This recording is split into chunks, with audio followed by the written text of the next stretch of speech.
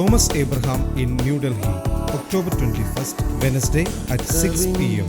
Sadbhavana Bhavan, adjoining to Mashigar Church, near Modi Flyover, New Delhi.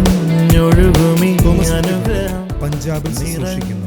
Indian evangelical team annual convention Pathankot 2015 October 22, 23, 24, 25. ശുശ്രൂഷ രാവിലെ 9 വൈകിട്ട് Beersheba complex mission road Pathankot.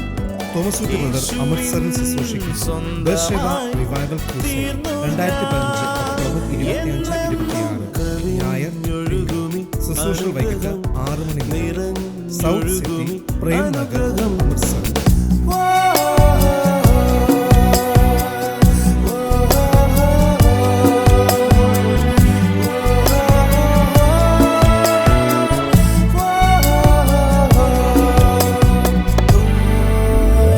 പാടുമെന്റെ നാഥനായി നവകീർത്തനം ഇനി എന്നുമേ നിറയുന്നെൻ ഹൃദയമാകെ നന്ദിയാ. യേശുനാഥൻ ശാപമാകെ ഏറ്റതാ, മുള്ളുകൊണ്ടുള്ളോർ മുടിയായി ഏറ്റതാ. സമൃദ്ധിയേകിടാൻ ദരിദ്രനായതും ജീവനേകാൻ ഉയർത്തെഴുന്നതും എൻ പാപവും ശാപവും ഒഴുകി ദൂരെയാ. ഞാൻ സൗഖ്യമാ നീതിയാ ദൈവ പൈതലാ. യേശുവിൻ സ്വന്തമായി തീർന്നു ഞാൻ. കവിഞ്ഞോടുന്ന അനുഗ്രഹത്തിലേക്ക് ഒരിക്കൽ കൂടെ സ്വാഗതം. ഇന്ന് നമ്മൾ ഒന്നിച്ചു കൂടിയിരിക്കുമ്പോൾ എനിക്ക് വലിയ ഉറപ്പുണ്ട്, കർത്താവ് നമ്മുടെ മധ്യത്തിൽ നിൽക്കുകയാണ്. ഞാൻ ന്യൂയോർക്കിൽ ചെന്നപ്പോൾ ഒരത്ഭുത സാക്ഷ്യം കേൾക്കാനിടയായി. നമ്മുടെ TV പ്രോഗ്രാം കണ്ടുകൊണ്ട് ആ ഒടുവിലത്തെ പ്രാർത്ഥനാ സമയം ഒരു സഹോദരി പ്രാർത്ഥിച്ചുകൊണ്ടിരിക്കുകയാണ്. കർത്താവ് തൻ്റെ രോഗത്തിൽ വളരെ പ്രയാസപ്പെട്ടിരിക്കുക. തൻ്റെ നടുവിൻ്റെ ഒരു കശേരുക ദ്രവിക്കുന്ന നിലയിൽ ഓസ്റ്റിയോപൊറോസിസ് രോഗമായി പ്രയാസത്തിൽ ബെൽറ്റ് ഇട്ടിരിക്കുമ്പോൾ ആ പ്രാർത്ഥനയുടെ സമയത്ത് യേശു തൻ്റെ സമീപേ വന്ന് നിൽക്കുന്നത്, വെള്ളവസ്ത്രധാരിയായ ഒരാളെ ആ സഹോദരി കാണുകയാണ്. തുടർന്ന് അത്ഭുത സൗഖ്യം ആ സഹോദരിക്കുണ്ടായത് എന്നോട് ഭർത്താവും ഭാര്യയും കൂടെ വിശദീകരിച്ചു. എന്നെ കേൾക്കുന്ന ഓരോ ശുശ്രൂഷകരും, നിങ്ങൾ പ്രസംഗകനാകാം, ഒരു പ്രവചിക്കുന്ന ആളാകാം, ഒരു അച്ഛനാകാം, പാസ്റ്ററാകാം, ബിഷപ്പാകാം, ആരുമാകട്ടെ, കർത്താവ് ഏൽപ്പിച്ച ആ മഹൽ ശുശ്രൂഷ ഒരു ചടങ്ങല്ല, പതിവല്ല. ഞായറാഴ്ച നമ്മൾ ഒരു സഭായോഗം നടത്തുമ്പോൾ, ആരാധന നടത്തുമ്പോൾ അറിയാതെങ്കിലും നമ്മളൊക്കെ ഇന്ന് ഞായറാഴ്ചയല്ലേ പ്രസംഗിക്കേണ്ടതെന്ന് പറഞ്ഞ് പോകും. നോ, കർത്താവ് സീരിയസ് ആയിട്ട് അവിടെ ഉണ്ട്.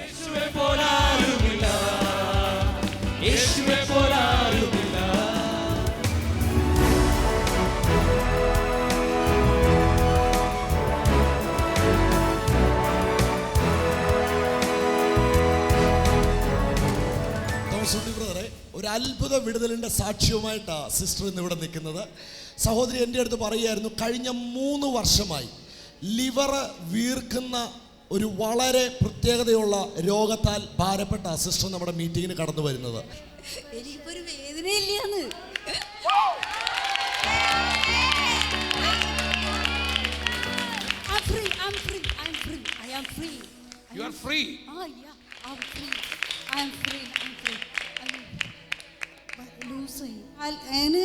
ഇറങ്ങി പോണ ആ ഒരു ഫീല് ഭയങ്കര ഫീലായിരുന്നു എനിക്കത്.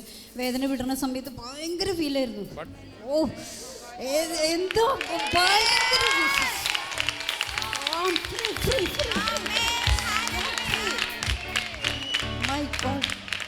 യേശുവിൻ്റെ അസാധ്യമായ ഒന്നുമില്ല. എല്ലാം സാധ്യമാണ് അവൻ്റെ. യേശുവിൻ്റെ നാമം പറയുന്നവർക്ക് എല്ലാം വിടുതലുണ്ട്, ഉറപ്പ്. ആമേൻ. പിന്നെ വേറെ കാര്യം, എനിക്ക് ശരിക്കും ഇങ്ങനെ നടക്കുമ്പോൾ എനിക്ക് എന്തോ ഒരു വേദന ഫീൽ ചെയ്യും എപ്പോഴും. ഇപ്പം എനിക്ക് ചാടി കളിക്കാന്നുള്ളതാണ് ഏറ്റവും വലിയ സത്യം. യേശുവേ പോലാരുമില്ല, യേശുവേ പോലാരുമില്ല, യേശുവേ പോലാരുമില്ല, യേശുവേ പോലാരുമില്ല. സ്വർഗത്തിലും ഭൂമിയിലും നിനക്ക് തുല്യമില്ല. ഈ സഹോദരൻ ഒരു കെട്ടിടം പണിക്കാരനാണ്. 3 വർഷങ്ങൾക്ക് മുൻപ് കെട്ടിടം പണിയിനിടയിൽ മേളിൽ നിന്ന് വീണതിന് ശേഷം നടുവിന് ക്ഷതമേറ്റു. അങ്ങനെ അന്ന് മുതൽ കുനിയാനും മേല, സ്റ്റെപ്പ് കയറാനും മേല, അങ്ങനെ വല്ലാത്തൊരു ബുദ്ധിമുട്ടിലാണ് ഇരുന്നത്. എന്നാൽ ഇന്ന് പ്രാർത്ഥിച്ചുകൊണ്ട് നിന്നപ്പോൾ യേശു തൊട്ടു സൗഖ്യമായി. ഇപ്പൊ കുനിയാം, നിവരാം, ചാടാം, ഒരു കുഴപ്പമില്ല.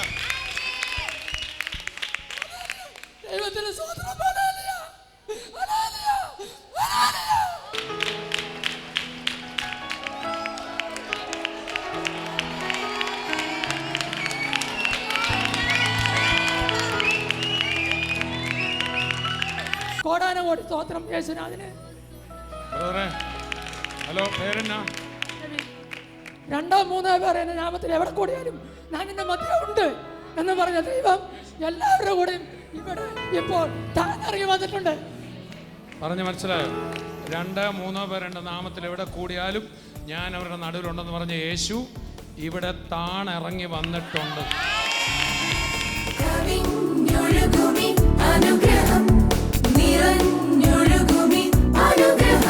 ഈ ദിവസങ്ങളിൽ നമ്മൾ പഠിക്കാൻ പോകുന്ന ഒരു ദൈവവചനത്തിലെ ഒരു പുതിയ നിയമത്തിലെ ഒരു ലേഖനമാണ്, പൗലൂസിൻ്റെ ഒരു ലേഖനമാണ്. ഈ പഠനത്തിൻ്റെ പേരിതാണ്, കൈയെഴുത്ത് മായ്ച്ചു. ചൂടെ വിശദീകരിച്ച് പറഞ്ഞാൽ നമുക്ക് വിരോധമായ കൈയെഴുത്ത് മായ്ച്ചു. കൊലോസ്യ ലേഖനം പൗലൂസ് കാരാഗൃഹത്തിൽ വെച്ച് എഴുതിയ ലേഖനങ്ങളിൽ സുപ്രധാനമായൊരു ലേഖനമാണ് കൊലോസ്യ ലേഖനം. ആ കൊലോസ്യ ലേഖനത്തിൻ്റെ പഠനത്തിലേക്കായിരിക്കും നമ്മൾ വരുന്നത്. കൈയെഴുത്ത് മായ്ച്ചു.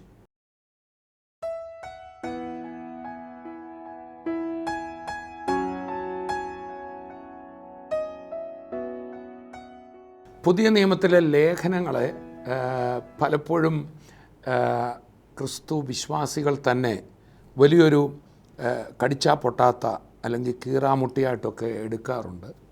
വാസ്തവത്തിൽ പുതിയ നിയമ ലേഖനങ്ങളിലാണ് ക്രിസ്തുവിലുള്ള ഒരു വിശ്വാസിയെ സംബന്ധിച്ച എല്ലാ മർമ്മങ്ങളും എഴുതിയിരിക്കുന്നത്. നമ്മൾ കഴിഞ്ഞ കാലങ്ങളിലേക്ക് നോക്കിയാൽ സഭ പൊതുവെ പഴയ നിയമത്തിലെ കാര്യങ്ങളിൽ തൃപ്തിപ്പെട്ട ഒരു സ്ഥിതിയാണ് കാണുന്നത്. നമുക്കെല്ലാം ഏറ്റവും ഇഷ്ടമാണ് സങ്കീർത്തനങ്ങൾ. ദാവീദിൻ്റെ സങ്കീർത്തനങ്ങൾ 150 സങ്കീർത്തനങ്ങൾ, അത് കൂടുതൽ സ്തോത്ര ഗാനങ്ങളുണ്ട്, നിരവധി വാഗ്ദത്തങ്ങൾ അതിനകത്തുണ്ട്, ക്രിസ്തുവിനെക്കുറിച്ചുള്ള പ്രവചനങ്ങളുണ്ട്, ഒത്തിരി ആശ്വാസം പകരുന്ന വേദഭാഗങ്ങളുള്ളതുകൊണ്ട് എപ്പോഴും ക്രൈസ്തവരായിട്ടുള്ളവർ തന്നെ പെട്ടെന്നൊരു പ്രയാസം വരുമ്പോൾ ബൈബിളിൻ്റെ നടുവശം തുറന്നാൽ സങ്കീർത്തനം കിട്ടും, അവിടുന്ന് ഒരു വചനം കിട്ടി. അത് ആശ്വാസമല്ലെന്ന് ഞാൻ പറയുന്നില്ല. എന്നാൽ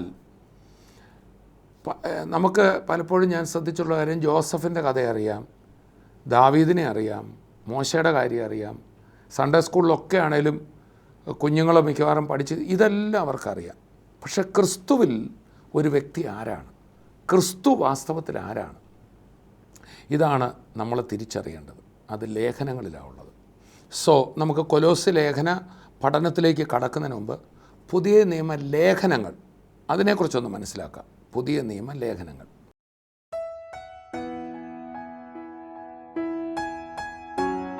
ഈ കൊലോസ്യ ലേഖനത്തിൽ തന്നെ അതിൻ്റെ 4 അധ്യായങ്ങളാണ് കൊലോസ്യ ലേഖനത്തിലുള്ളത്. 4-ാം അധ്യായത്തിൽ ഒടുവ് ഭാഗം ഞാനൊന്ന് വായിക്കാം. 4:16 നിങ്ങളുടെ ഇടയിൽ ഈ ലേഖനം വായിച്ചു തീർന്ന ശേഷം ലവുദിക്യ സഭയിൽ കൂടെ വായിക്കുകയും ലവുദിക്കയിൽ നിന്നുള്ളത് നിങ്ങളും വായിക്കുകയും ചെയ്യുകയും. അപ്പോൾ അപ്പോസ്തലന്മാർ സഭകളിൽ വായിക്കാൻ നിർദ്ദേശം കൊടുക്കുന്നത് അപ്പോസ്തോലിക ലേഖനങ്ങളാണ്, സങ്കീർത്തനങ്ങളോ ന്യായപ്രമാണമോ അല്ല. എന്നാൽ യഹൂദന്മാരുടെ സിനഗോഗിൽ വായിക്കാൻ നിർദ്ദേശിക്കപ്പെട്ടത് മോശയുടെ പഞ്ചഗ്രന്ഥങ്ങൾ, ഉൽപ്പത്തി, പുറപ്പാട്, ലേവ്യ, സംഖ്യാവർത്തനം, അതാണ് പഞ്ചഗ്രന്ഥങ്ങൾ. അവയും അതുപോലെ പ്രവാചകങ്ങളും അതുകൊണ്ടാണ് അപ്പോസ്തല പ്രവൃത്തിയിലൊരിടത്ത് നമ്മൾ വായിക്കുന്നുണ്ട്, ന്യായപ്രമാണവും പ്രവാചകങ്ങളും വായിച്ചു തീർന്ന ശേഷം പൗലൂസിനോടൊക്കെ നിങ്ങൾക്ക് പ്രബോധനം വല്ലതുണ്ടെങ്കിൽ പറയാമെന്ന് ഒരു പള്ളിയിൽ യഹൂദന്മാരുടെ സിനഗോഗിൽ പറഞ്ഞായിട്ട് വായിക്കുന്നു. ഇനി ഒന്നുകൂടെ പറയട്ടെ, ഇത് കേൾക്കുന്ന പലർക്കും ഈ പള്ളിയും ദേവാലയവും തമ്മിൽ എല്ലാവർക്കും അറിയണമെന്നില്ല. പുതിയ നിയമത്തിൽ സുവിശേഷങ്ങളിലും അപ്പോസ്തല പ്രവൃത്തിയിലും കാണുന്ന 2 പദപ്രയോഗങ്ങൾ, ഒന്ന് ദേവാലയം, വേറൊന്ന് പള്ളി. പലരും വിചാരിച്ചിരിക്കുന്നത് ഇത് ഒന്നാണെന്ന്. ഒന്നല്ല. യഹൂദൻ ഒരു ദേവാലയമേ ഉള്ളൂ, അത് യെരുശലേമിലാണ്. അവിടെയാണ് യാഗമുള്ളത്, അവിടെയാണ് പുരോഹിതന്മാരും ലേവ്യരുമുള്ളത്, അവിടെയാണ് ഉത്സവങ്ങളുള്ളത്, അവിടെയാണ് ഈ കർമ്മങ്ങളെല്ലാം ഉള്ളത്. അത് യെരുശലേമിൽ മാത്രമേ ഉള്ളൂ. ഇന്ന് അവർക്ക് ദേവാലയം ഇല്ല. യഹൂദൻ എന്നൊരു ദേവാലയം പണിയാൻ ആഗ്രഹിച്ചിരിക്കുകയാണ്. അവർ ദേവാലയം സ്ഥാപിക്കും എന്ന പ്രവചനം ക്രിസ്തുവിൻ്റെ വാക്കുകളിൽ നമുക്ക് പിടികിട്ടും. തെസ്സലോനിക്ക ലേഖനത്തിലുണ്ട്. അതല്ല എൻ്റെ വിഷയം. യഹൂദൻ ഒരു ദേവാലയം സ്ഥാപിക്കും. ഇന്ന് ദൈവത്തിന് ഒരാലയമേ ഭൂമിയിലുള്ളൂ. ദൈവത്തിന് ഇപ്പോൾ ഒരാലയമേ ഉള്ളൂ, ദൈവം വസിക്കുന്ന സ്ഥലം. അത് കർത്താവിൽ വിശ്വസിച്ചവരുടെ കൂട്ടം 2 3 പേർ എൻ്റെ നാമത്തിൽ കൂടുമ്പോൾ ഞാൻ നിങ്ങളുടെ മധ്യത്തിലുണ്ട്. അതുകൊണ്ടാണ് തിമോഥെയോസിൻ്റെ ലേഖനത്തിൽ പറഞ്ഞ സഭയാകുന്ന ദേവാലയം. ഇന്ന് ക്രിസ്തുവിൽ വിശ്വസിച്ചവരിലാണ് നിങ്ങൾ ദൈവത്തിൻ്റെ മന്ദിരം, നിങ്ങളിൽ കർത്താവ് വാസം ചെയ്യുന്നു. അപ്പം ഇന്ന് ലോകത്തിൽ ഒരു ആത്മീയമായി പറഞ്ഞാൽ കർത്താവിൽ വിശ്വസിക്കുന്നവരിലാണ് കർത്താവ് വാസം ചെയ്യുന്നത്. ഒരു ഭൗതിക ദേവാലയം ഇന്നില്ല. ആ ദേവാലയം യേശു ഉണ്ടായിരുന്നപ്പോഴുള്ള ദേവാലയം AD 70 നശിച്ചുപോയി. അതാണ് ദേവാലയം. അവിടെ മാത്രമേ യാഗങ്ങളുള്ളൂ, അവിടെ മാത്രമേ പുരോഹിതരുള്ളൂ. അവിടേക്കാണ് ഉത്സവത്തിനായിട്ട് യഹൂദന്മാർ തീർത്ഥാടനം ചെയ്ത് ചെല്ലുന്നത്. ഇന്നവർക്കതില്ല. എന്നാൽ സിനഗോഗ് അഥവാ പള്ളി എന്ന് പറയുന്നത്, കർത്താവായ യേശു ക്രിസ്തു നസറയത്തിൽ വന്നു, താൻ വളർന്ന നസറയത്തിൽ ചെന്നു, ശബത്തിൽ തൻ്റെ പതിവ് പോലെ പള്ളിയിൽ വായിപ്പാൻ എഴുന്നേറ്റ് നിന്നു. ലൂക്കോസ് 4:13 മുതലുള്ള ഭാഗം നമ്മൾ വായിച്ചാൽ പള്ളിയിൽ ചെന്നു നമ്മൾ വായിക്കുന്നു. പള്ളി എന്ന് പറയുന്നത് യഹൂദന്മാർ താമസിക്കുന്ന സ്ഥലങ്ങളിൽ, യഹൂദ സെറ്റിൽമെൻറ്റ്സിൽ. ഇപ്പോൾ അത് എവിടെയൊക്കെ യഹൂദൻ ചെന്നോ അവിടെയൊക്കെ, കൊച്ചിയിൽ നമുക്ക് കാണാം ഒരു സിനഗോഗുണ്ട്, അതാണ് പള്ളി. ന്യൂയോർക്കിൽ ചെന്നാൽ ഇഷ്ടം പോലെ സിനഗോഗുകളുണ്ട്. യഹൂദനെ സംബന്ധിച്ച് ശബത്ത് ദിവസത്തിൽ ഇത്രയിൽ കൂടുതൽ വഴി നടക്കരുതെന്ന് അവർക്ക് നിയമമുണ്ട്. അതിനാണ് ശബത്ത് ദിവസത്തെ വഴി ദൂരം ഉള്ള ഒലിവ് മല വിട്ട് അവർ പോയി എന്ന് നമ്മൾ അപ്പോസ്തല പ്രവൃത്തിയുടെ ആദ്യ ഭാഗത്ത് വായിക്കുന്നത്. ഒരു ശബത്ത് ദിവസം ഇത്രേ നടക്കാവുള്ളൂ, ഇത്ര ഫർലോങ്ങേ നടക്കാവുള്ളൂ. അപ്പോൾ ആ 2 ശബത്ത് ദിവസത്തെ വഴിദൂരത്തിനിടയിൽ പള്ളികൾ കാണും. അവർക്ക് അവിടെ പോയി ആരാധിക്കാം.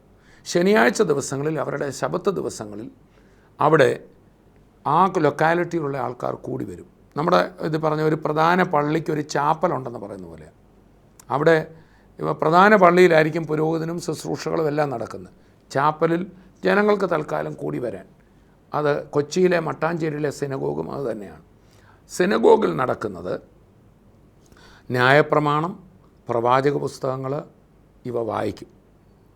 അവിടെ സിനഗോഗിൽ ഒരു പുരോഹിതനില്ല. പുരോഹിതനെന്ന് പറഞ്ഞാൽ ലേവി ഗോത്രത്തിലുള്ള ആളായിരിക്കണം. എന്നാൽ സിനഗോഗിലെ പള്ളിപ്രമാണി ഇന്ന ഗോത്രക്കാരനാകണമെന്നല്ല, ഇവിടെ ഒരു പള്ളിപ്രമാണിയുണ്ട്. പള്ളി നോക്കി നടത്തുന്ന ഇന്നയാൾ വായിക്കാൻ എഴുന്നേറ്റ് വരാൻ പറഞ്ഞു. അങ്ങനെയാണ് യേശുവിൻ്റെ അടുക്കൽ പള്ളിപ്രമാണി പുസ്തകം കൊടുത്തെന്നും പള്ളിപ്രമാണിക്ക് പുസ്തകം കൊടുത്തിട്ട് യേശു ഇരുന്നു എന്നൊക്കെ വായിക്കുന്നത്. ഇത് രണ്ടും തമ്മിൽ വ്യത്യാസമുണ്ട്. ഇത് എല്ലാ യഹൂദന്മാർ പോയെടുത്ത് കേരളത്തിലോ എവിടെ ചെന്നാലും പള്ളി കാണും. ഇത് നമ്മൾ തിരിച്ചറിയണം. അപ്പോൾ കർത്താവായ യേശു ക്രിസ്തു ഗലീലയിലാണ് വളർന്നത്. അത് യെരുശലേമിൽ നിന്ന് 70ഓളം മൈൽ അപ്പുറയാണ്. ആ സ്ഥലത്ത് യഹൂദ സെറ്റിൽമെൻറ്റുകളിൽ പള്ളികളുണ്ടായിരുന്നു. യേശു പള്ളിയിലാണ് വായിപ്പാൻ എഴുന്നേറ്റ് നിന്നത്. അതുപോലെ തന്നെ പൗലൂസൊക്കെ സുവിശേഷം പറയാൻ അന്നത്തെ കാലത്ത് യൂറോപ്പിലും ഏഷ്യയിലും ഒക്കെ പോകുമ്പോൾ നമ്മൾ അപ്പോസ്തല പ്രവൃത്തി വായിക്കുന്നുണ്ട്. അവർ പ്രാർത്ഥനാ സ്ഥലം ഉണ്ടോ എന്ന് തിരക്കി. അത് ഈ പള്ളിയെക്കുറിച്ചാണ്. യഹൂദന്മാരുടെ പള്ളിയിൽ അവർ പോയി, ശബത്തിൽ ചെന്നു, അവിടുത്തെ ആൾക്കാർ അവരോട് വായിക്കാൻ പറഞ്ഞു. അവർ പള്ളിയിൽ ചെന്ന് ക്രിസ്തുവിനെക്കുറിച്ച് പ്രസംഗിച്ചു എന്നൊക്കെ പറയുന്നുണ്ട്.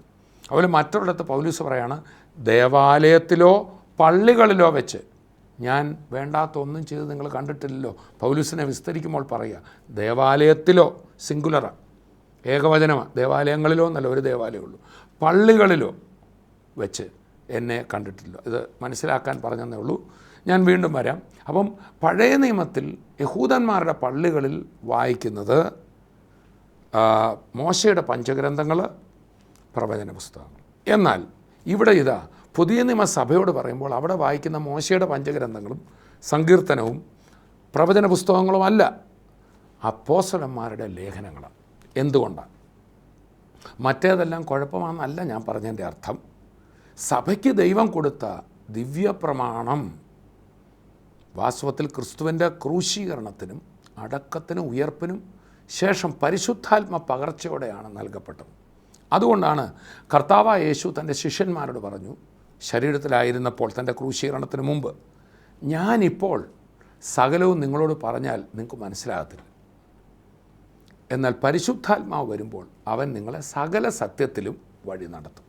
അപ്പോൾ പരിശുദ്ധാത്മാവ് വന്ന ശേഷമാണ് സകല സത്യം, ദ ഫുൾ ട്രൂത്ത്, ആ സത്യത്തിൻ്റെ പൂർണ്ണത വെളിപ്പെടുത്തപ്പെട്ടത് പരിശുദ്ധാത്മാവ് വന്നപ്പോഴാണ്.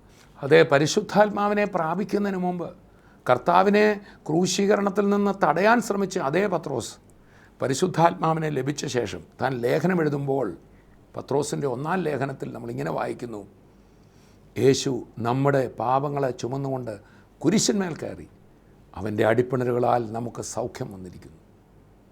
അപ്പം പരിശുദ്ധാത്മാവ് വന്നപ്പോഴാണ് ക്രൂശിൽ എന്താ നടന്നത് എന്ന് പത്രോസിന് പിടി കിട്ടിയത്. എന്നാൽ കർത്താവ് ശരീരത്തിലിരുന്നപ്പോൾ ഈ പൂർണ്ണമായ സത്യത്തിൻ്റെ സൂചനകൾ ആണ് നൽകിയത്. ക്രിസ്തു സുവിശേഷങ്ങളിൽ പറഞ്ഞ കാര്യങ്ങളും ഫുൾ ട്രൂത്ത് നൽകിയില്ല. എന്തുകൊണ്ട് നൽകിയില്ല? കൊടുത്തവർക്ക് പിടി കിട്ടത്തില്ല, അവരിൽ ഹോളി സ്പിരിറ്റ് ഇല്ല. കർത്താവ് തന്നെ പറഞ്ഞു, ഞാൻ ഇനിയും നിങ്ങളെ ദാസന്മാരെന്ന് വിളിക്കില്ല, യോഹന്നാൻ 15:15. എൻ്റെ പിതാവിനോട് കേട്ടതെല്ലാം ഞാൻ നിങ്ങളെ അറിയിച്ചിരിക്കാൻ നിങ്ങളെ ഞാൻ സ്നേഹിതന്മാരെന്നത്രേ വിളിക്കുന്നത്. എന്നാൽ മരിച്ചുയർത്തെഴുന്നേറ്റ കർത്താവ് കല്ലറയ്ക്കലെത്തിയ മറിയോട് പറയുക, തൻ്റെ ശിഷ്യന്മാരെ പിന്നെ സ്നേഹിതന്മാരെന്നല്ല പറഞ്ഞ്, നീ എൻ്റെ സഹോദരന്മാരുടെ അടുക്കൽ ചെന്ന് എൻ്റെ പിതാവും അവരുടെ പിതാവുമായവൻ്റെ അടുക്കലേക്ക് ഞാൻ കയറിപ്പോകുന്നു. പുത്രത്വത്തിലേക്ക് വന്നത് കർത്താവിൻ്റെ ക്രൂശിലും മരിച്ചടക്ക ഉയർപ്പിലൂടെയാണ്. പ്രിയപ്പെട്ടവരെ, യേശുക്രിസ്തുവിൻ്റെ മരണ പുനരുത്ഥാനങ്ങൾക്ക് ശേഷം മാത്രമേ വീണ്ടും ജനനം നടന്നിട്ടുള്ളൂ. അതുകൊണ്ടാണ് പത്രോസിൻ്റെ ലേഖനം പറയുന്നത്, അവൻ്റെ പുനരുത്ഥാനത്താൽ അവൻ നമ്മെ വീണ്ടും ജനിപ്പിച്ചിരിക്കുന്നു. യേശുക്രിസ്തു ശരീരത്തിലിരിക്കവേ ശിഷ്യന്മാർ കൂടെ നടന്നപ്പോൾ അവരുടെ കയ്യാൽ അത്ഭുത അടയാളം നടന്നു. കർത്താവ് അവരെ ഏൽപ്പിച്ചു വിട്ടു. അപ്പോഴും അവർ വീണ്ടും ജനിച്ചവരല്ല. They are not born again. അവരുടെ സ്പിരിറ്റിൽ ജീവൻ വന്നില്ല. അത് ക്രിസ്തു കാൽവറിയിൽ മരിച്ചുയർക്കാത്തിടത്തോളം നടക്കത്തില്ല. പഴയ നിയമത്തിലെ എത്രയോ പ്രവാചകന്മാർ രോഗികളെ സൗഖ്യമാക്കിയിട്ടുണ്ട്. മരിച്ചുയർത്ത് അവിടെ നടന്നിട്ടുണ്ടല്ലോ, ഉണ്ട്. പ്രകൃതിയുടെ മേൽ അത്ഭുതങ്ങൾ ചെയ്തിട്ടില്ലേ, ഉണ്ട്. നിശ്ചയമായിട്ടുമുണ്ട്. ദൈവത്തിൻ്റെ ശക്തിയാൽ നടന്നിട്ടുണ്ട്. അപ്പോൾ അത്ഭുതവും അടയാളവും ചെയ്തുകൊണ്ട് ബോൺ അഗെയിൻ ആയിരുന്നില്ല. അതുകൊണ്ടാണല്ലോ കർത്താവ് തൻ്റെ ശിഷ്യന്മാർ അത്ഭുതങ്ങളും അടയാളങ്ങളും ചെയ്ത് മടങ്ങി വരുമ്പോൾ ലൂക്കോസ് 10:19 വായിക്കുമ്പോൾ അവർ വന്നിട്ട് പറഞ്ഞു, കർത്താവേ, ഭൂതങ്ങളും നിൻ്റെ നാമത്തിൽ ഞങ്ങൾക്ക് കീഴ്പ്പെടുന്നു. ഉടനെ പറയുകയാണ്, ഭൂതങ്ങൾ കീഴ്പ്പെടുന്നതിലല്ല, നിങ്ങളുടെ പേര് ജീവൻ്റെ പുസ്തകത്തിൽ എഴുതിയിരിക്കുന്നതിൽ എത്ര സന്തോഷിപ്പിക്കും. അപ്പോൾ കർത്താവിൻ്റെ മരിച്ചടക്കപ്പെട്ട് ഉയർപ്പോടുകൂടെ കർത്താവിൻ്റെ പരിശുദ്ധാത്മാവ് നമ്മളിൽ വരുമ്പോഴാണ് നമ്മൾ പുതിയ സൃഷ്ടികളായി മാറും. ആ പുതിയ സൃഷ്ടിയുടെ ശ്രേഷ്ഠത, ക്രിസ്തുവിലായ ഒരു വ്യക്തിയുടെ ശ്രേഷ്ഠത പ്രവാചകന്മാർക്ക് പറയാനറിയില്ല. പഴയ നിയമത്തിലെ പ്രവാചകന്മാർക്ക് സൂചനകൾ നൽകിയിട്ടുണ്ട് ക്രിസ്തു വരുന്നതിനെക്കുറിച്ച്. അപ്പോൾ പഴയ നിയമവും വചനമല്ലേ? അതെ, വചനമാണ്. പഴയ നിയമം എന്ന് പറഞ്ഞു, വചനം വരാൻ പോകുന്നു എന്ന് പറഞ്ഞു. സുവിശേഷങ്ങൾ എന്ന് പറഞ്ഞു, ഇതാ വചനമായവൻ ഇവിടെ വന്നിരിക്കുന്നു എന്ന് പറയുന്നു. ലേഖനങ്ങളെന്ന് പറഞ്ഞു, വചനമായവനെ നമുക്ക് വെളിപ്പെടുത്തി തരുന്നു. എന്താണ് ഈ വചനം? ബൈബിളാണോ വചനം? ബൈബിൾ വചനത്തെക്കുറിച്ച് പറയുന്നു.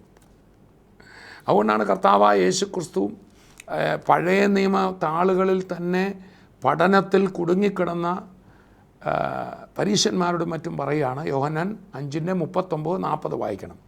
നിങ്ങൾ തിരുവെഴുത്തുകളെ ശോധന ചെയ്യുന്നു, അവയിൽ നിങ്ങൾക്ക് നിത്യജീവൻ ഉണ്ട് എന്ന് നിങ്ങൾ നിരൂപിക്കുന്നു. അവ എനിക്ക് സാക്ഷ്യം പറയുന്നു. അത് തിരുവെഴുത്തുകളാണ്, ഞാനാ വചനം. അവ എനിക്ക് സാക്ഷ്യം പറയുന്നു. എങ്കിലും ജീവൻ പ്രാപിക്കേണ്ടതിന് എൻ്റെ അടുക്കൽ വരുവാൻ നിങ്ങൾക്ക് മനസ്സില്ല. നമ്മളെല്ലാം കുറേ വചന പഠനങ്ങളിൽ കിടക്കാനല്ല. Let the Bible lead us to Christ. ജീവനുള്ളവൻ്റെ അടുക്കലേക്ക് നടത്തട്ടെ. ഞാൻ പറഞ്ഞു വന്നത് ചുരുക്കി പറയാം. പഴയ നിയമം ദൈവവചനം വരാൻ പോകുന്നു എന്ന് പറയുന്നു. സുവിശേഷങ്ങൾ ദൈവവചനമായവൻ ഈ ഭൂമിയിൽ വന്ന് ചെയ്തത് വെളിപ്പെടുത്തുന്നു.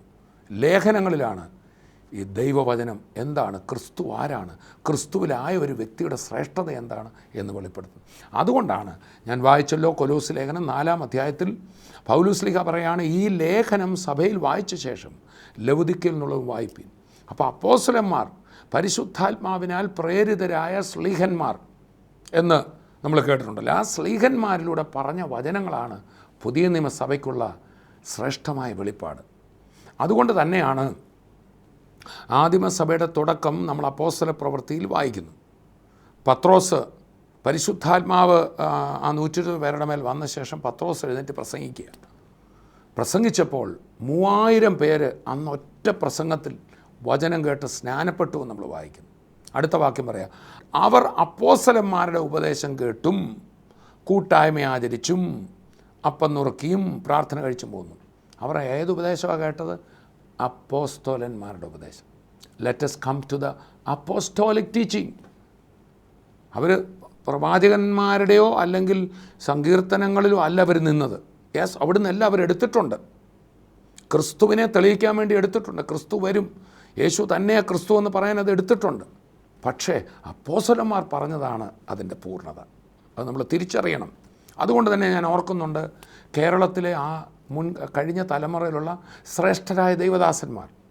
ഞാൻ ബൈബിൾ സ്കൂളിൽ പഠിക്കുമ്പോൾ എന്നെ പഠിപ്പിച്ച കർത്തൃദാസന്മാർ ഇങ്ങനെ പറയും, കുഞ്ഞുങ്ങളെ, നിങ്ങൾ പഴയ നിയമത്തിൽ കുടുങ്ങിക്കിടക്കരുത്, ക്രിസ്തുവിനെയാണ് പ്രസംഗിക്കേണ്ടത്. പഴയ നിയമത്തിൽ നിന്നൊരു വാക്യമെടുത്താലും അത് ക്രിസ്തുവിൽ വന്ന് ക്രിസ്തു മരിച്ചുയർത്ത് എന്താ ചെയ്തതെന്ന് പറഞ്ഞാലേ വചനം പൂർണ്ണമാവൂ. എനിക്ക് നിർഭാഗ്യമെന്നോ കഷ്ടമെന്നോ എന്താ പറയേണ്ടതെന്ന് എനിക്കറിയത്തില്ല. ചില മീറ്റിങ്ങുകൾ യേശു എന്നൊരിക്കൽ പോലും പറയാത്ത മീറ്റിങ്ങുകളിൽ ഞാൻ പങ്കെടുത്തിട്ടുണ്ട്. ഭയാനകമാണത്. അതിനല്ല കർത്താവ് നമ്മളെ വിളിച്ചത്. യേശു കർത്താവിനെ ഉയർത്തുവാനാണ്. പുതിയ നിയമ ശുശ്രൂഷയിൽ 2 ഭാഗങ്ങളേ ഉള്ളൂ. 1 ക്രിസ്തുവിലേക്ക് നടത്തുക, 2 ക്രിസ്തുവിനോളം തികയ്ക്കുക. വീണ്ടും ഞാൻ പറയാം, നമ്മൾ ചെയ്യുന്ന ഏത് ശുശ്രൂഷയാകട്ടെ, പാട്ട് പാടാമെന്നാകാം, രോഗസൗഖ്യം കൊടുക്കുന്നതാകാം, സുവിശേഷ യോഗമാകാം, പേഴ്സണൽ ഇവാഞ്ചലിസം ആകാം, സഭായോഗമാകാം, കൺവെൻഷനാകാം, എന്തും ആയിക്കൊള്ളട്ടെ, ട്രാക്റ്റ് കൊടുക്കലാകാം, അതിനകത്ത് ഈ 2 കാര്യങ്ങളോ ഇതിലൊന്നോ നടന്നില്ലെങ്കിൽ that's not a Christian ministry. 1 ക്രിസ്തുവിലേക്കൊരു വ്യക്തിയെ നടത്തുക, 2 ക്രിസ്തുവിനോളം വളർത്തുക. ഇത് 2വേ ഉള്ളൂ ക്രിസ്തീയ ശുശ്രൂഷ.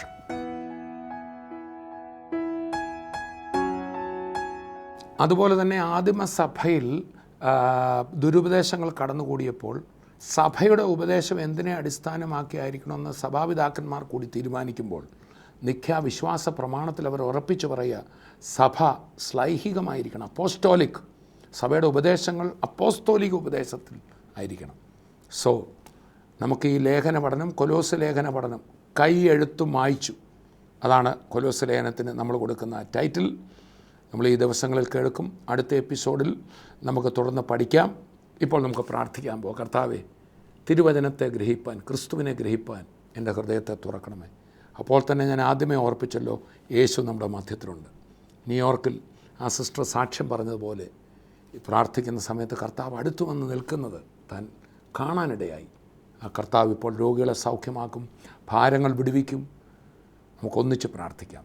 പിതാവേ, ഞങ്ങളങ്ങേ സ്തുതിക്കുന്നു. ഭൂമിയിൽ വെച്ച് നിങ്ങൾ പ്രാർത്ഥിക്കുന്ന 2 പേർ ഒരു മനപ്പെട്ടാൽ പിതാവ് പുത്രനിൽ മഹത്വപ്പെടേണ്ടതിന് അത് ചെയ്തു തരും എന്ന് കർത്താവ് പറഞ്ഞല്ലോ. ഇന്നത് കേട്ടുകൊണ്ടിരിക്കുന്ന വ്യക്തികളുടെ സമീപേ കർത്താവിൻ്റെ കരമുണ്ടല്ലോ. യേശു ക്രിസ്തുവിൻ്റെ നാമത്തിൽ ഇപ്പോൾ തന്നെ സൗഖ്യമാകട്ടെ. ശരീരത്തിലെ ചില മുഴകൾ കർത്താവ് അവിടുത്തെ കരം ഈ നിമിഷം നീട്ടി വിടുവിക്കുന്നതിനായി സ്വതന്ത്രം. നെർവസ് പ്രോബ്ലം സൗഖ്യമാകട്ടെ. ഉറക്കമില്ലാതെ കഷ്ടപ്പെടുന്നവർ, മറ്റ് പല അസ്വസ്ഥതകളാൽ കഷ്ടപ്പെടുന്നവർ കേൾക്കുന്നു. കർത്താവെ, അത്ഭുത വിടുതൽ പകരണം. ആ രോഗികളായിരിക്കുന്നവർ നിങ്ങളുടെ കരം രോഗമുള്ള ഭാഗത്ത് വിശ്വാസത്തിൽ വെച്ച് കർത്താവ് നമ്മുടെ മധ്യത്തിലുണ്ട്. കർത്താവെ, ആ കരം വെക്കുമ്പോൾ തന്നെ എൻ്റെ കർത്താവിൻ്റെ കരം അവരെ തൊട്ടതിനായി സ്തോത്രം.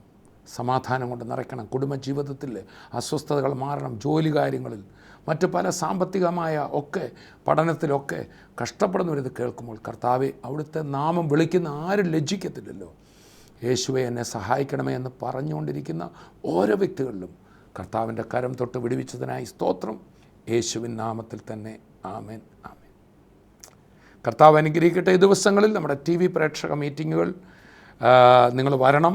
നിങ്ങളുടെ സ്ഥലത്തിനടുത്തുള്ള TV പ്രേക്ഷക മീറ്റിങ്ങുകൾ സ്ക്രീനിൽ വരും, ശ്രദ്ധിക്കണം. നമുക്കൊന്നിച്ച് കർത്താവിനെ മഹത്വപ്പെടുത്താം. അടുത്ത എപ്പിസോഡിൽ വീണ്ടും കാണാം. അതുവരെയും കർത്താവ് തൻ്റെ കൃപയിൽ നമ്മെ സൂക്ഷിക്കും. I bless you in Jesus name, amen. प्रेम का सागर है तू, शांति का राजकुमार है तू. Dr. Thomas Abraham in New Delhi, October 21st, Wednesday at 6 p.m. Sadbhavana Bhavan, adjoining to Mashigar Church, near Modi Flyover, New Delhi. Thomas Kutty brother പഞ്ചാബിൽ ശുശ്രൂഷിക്കുന്നു.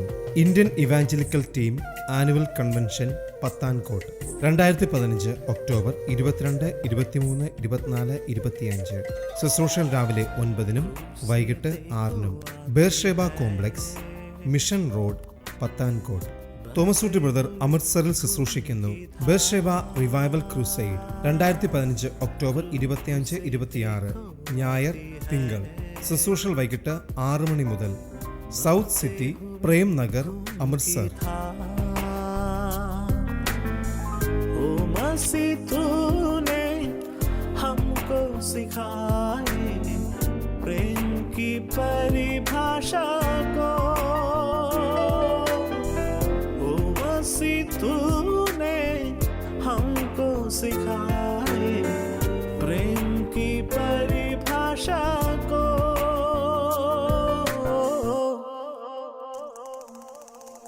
प्रेम का सागर है तू, शांति का राजकुमार है तू. चरणों में